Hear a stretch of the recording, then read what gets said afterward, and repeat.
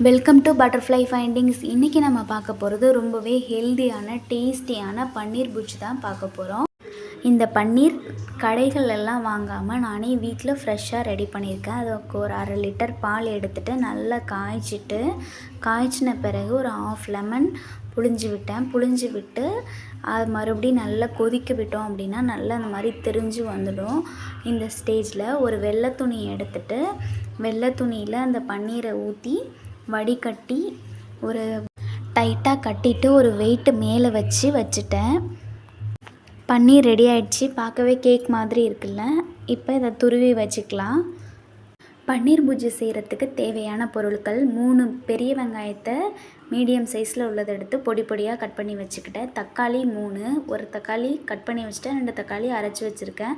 பச்சை பட்டாணி நல்லா வேக வச்சுருக்கேன். 2 பச்சை மிளகா கட் பண்ணி வச்சுருக்கேன். மிளகாய் தூள், மஞ்சள் தூள், கரம் மசாலா தூள், சிக்கன் மசாலா தூள், இஞ்சி பூண்டு பேஸ்ட்டு, கருவேப்பிலை, கொத்தமல்லி, அப்புறம் நம்ம ரெடி பண்ண பன்னீரை கூட நல்லா துருவி வச்சுருக்கேன்.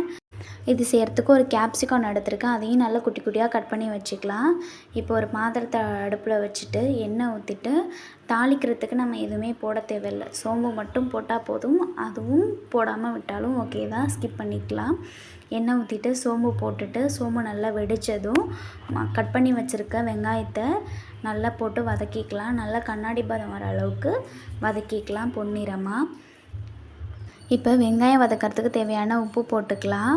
நான் வந்து கட் பண்ணி வச்சுருக்க தக்காளி போட்டேன். தக்காளி போட்டு அதையும் ஒரு 2-3 கிளறி விட்டுட்டு தக்காளியோட பச்சை வாடெல்லாம் போகிற வரைக்கும் நல்லா கலந்து விட்டுக்கிட்டே இருக்கலாம்.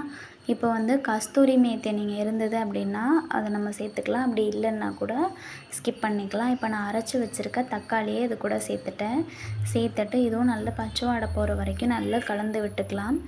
நல்லா கலந்து விட்டு லோ ஃப்ளேம்லேயே வச்சுட்டு ஒரு தட்டு போட்டு மூடி வச்சிடலாம். இப்போ நல்லா வெந்து வந்துருச்சு வெங்காயம் தக்காளி. இப்போ இந்த ஸ்டேஜில் நம்ம கட் பண்ணி வச்சுருக்க பச்சை மிளகா, அப்புறம் பச்சை பட்டாணி வேக வச்சுருக்கேன். அதையும் இதில் நம்ம சேர்த்துட்டு கலந்து விட்டுட்டு எல்லாம் ஒன்றா கலக்கிற வரைக்கும் ஒரு 5 நிமிஷம் இந்த மாதிரி வேக வச்சு எடுத்துக்கலாம். இப்போ கேப்சிகானையும் குட்டி குட்டியாக கட் பண்ணி வச்சுருக்க கேப்சிகானையும் சேர்த்துட்டு அதுவும் ஒரு 5 நிமிஷத்துக்கு நம்ம கலந்து விட்டுக்கலாம். நம்ம எடுத்து வச்சுருக்க மசாலா, கருவேப்பிலை, கொத்தமல்லி எல்லாத்தையும் சேர்த்து அதையும் கலந்து விட்டு பச்சை வாடை போகிற வரைக்கும் நல்லா வதக்கிக்கலாம். நான் நல்லா வதக்கிட்டேன். இப்போ வந்து லாஸ்ட்டாக பன்னீரையும் சேர்த்து நல்லா வதக்கி விட்டுக்கலாம். வதக்கிட்டு ஒரு 10 நிமிஷம் லோ ஃப்ளேம்லேயே நம்ம வச்சு ஒரு தட்டு போட்டு மூடி வச்சுட்டு ஒரு 10 நிமிஷம் கழித்து திறந்து பார்த்தோன்னா டேஸ்டியான பன்னீர் புஜ்ஜி ரெடி. 10 நிமிஷமும் ஃபுல்லாக மூடியே வைக்காமல் இடையிடையே இந்த மாதிரி கலந்து விட்டுக்கிட்டே இருங்க. அப்போ தான் அடி பிடிக்காமல் இருக்கும். இந்த டிஷ் வந்து இட்லி, தோசை, சப்பாத்தி, பூரி அந்த மாதிரி எல்லாத்துக்குமே ஏற்ற டிஷ்ஷாக இருக்கும்.